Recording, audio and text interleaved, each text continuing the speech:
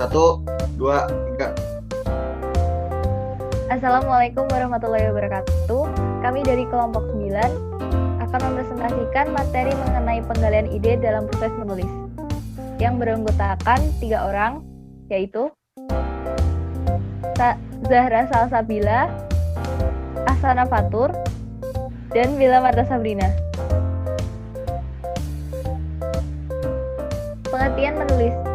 Menurut Kamus Besar Bahasa Indonesia atau KBBI, menulis merupakan kegiatan melahirkan pikiran atau perasaan atau seperti mengarang, membuat surat dengan tulisan. Menurut Henry Guntur Tarigan 1986.215, menulis merupakan kegiatan meluangkan ide atau gagasan dan dengan menggunakan bahasa tulis sebagai media utama penyampaiannya. Menurut M. Attar Semi 2007.214, menulis merupakan suatu proses kreatif yang dilakukan dengan memindahkan gagasan atau ide ke dalam bentuk lambang-lambang tulisan. Pengertian ide. Menurut KBBI, ide merupakan rancangan yang tersusun di dalam pikiran, gagasan, dan cita-cita.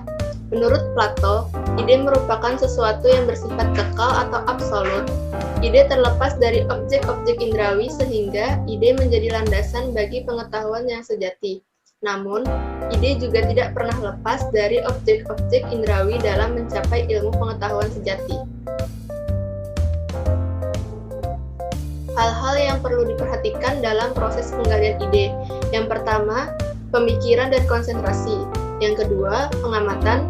Yang ketiga, identifikasi.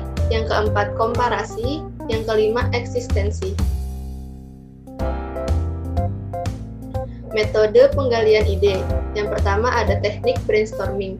Teknik brainstorming adalah teknik untuk menghasilkan gagasan yang mencoba mengatasi segala hambatan dan kritik.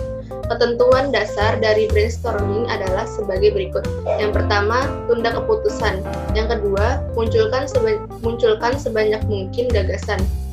Yang kedua ada sinektik. Sinektik merupakan suatu metode atau proses yang menggunakan metafora dan analogi untuk menghasilkan gagasan kreatif atau wawasan baru ke dalam permasalahan. Yang ketiga ada memfokuskan tujuan. Dengan kita berangan-angan dan percaya bahwa kita dapat mencapai tujuan itu, maka memori itu akan terus kembali berulang-ulang di dalam kepala yang membuat kita dapat fokus terhadap tujuan kita. Lalu selanjutnya ada langkah-langkah mencari ide.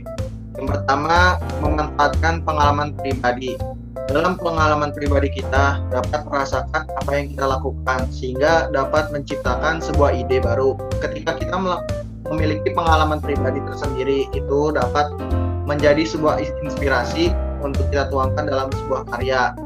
Lalu yang kedua ada lakukan konsep ATM, amati, tiru, modifikasi. Dengan mengamati hal-hal sekitar, kita dapat menemukan ide baru dengan mudah. Tetapi selanjutnya setelah kita menemukan ide baru, maka yang kita lakukan adalah menirunya dan sedikit memodifikasinya. Lalu yang ketiga ada berdiskusi dengan teman. Diskusi merupakan bentuk dari sosialisasi itu sendiri. Dengan berdiskusi, kita dapat mengungkapkan aspirasi kita kepada teman-teman kita sehingga dari situlah muncul berbagai macam ide dan dapat kita luangkan dalam karya kita. Lalu keempat, mencari tempat yang nyaman. Dengan berada di tempat yang membuat kita nyaman, pikiranmu akan cenderung menjadi lebih tenang sehingga ide-ide tulisan dapat lebih cepat muncul. Dan yang terakhir yaitu memperbanyak membaca. Pepatah mengatakan membaca adalah jendela dunia. Mulailah dengan banyak membaca, kita akan menemukan banyak ide dan sangat membantu kita dalam proses penulisan karya. Langkah-langkah menemukan ide. Membuat catatan ide. Kita seringkali terlintas mengenai ide-ide atau pikiran acak yang ada di pikiran kita, di mana ide-ide itu sangat kita butuhkan ketika sedang mengalami kesulitan menemukan ide. Sedangkan ingatan manusia terbatas. Jika diharuskan mengingat kembali ide lama-lama kita, maka yang harus kita lakukan adalah membuat catatan ide agar ide yang pernah melintas di pikiran kita suatu saat nanti dapat kita gunakan kembali untuk menghasilkan suatu karya. Lalu mencari ide.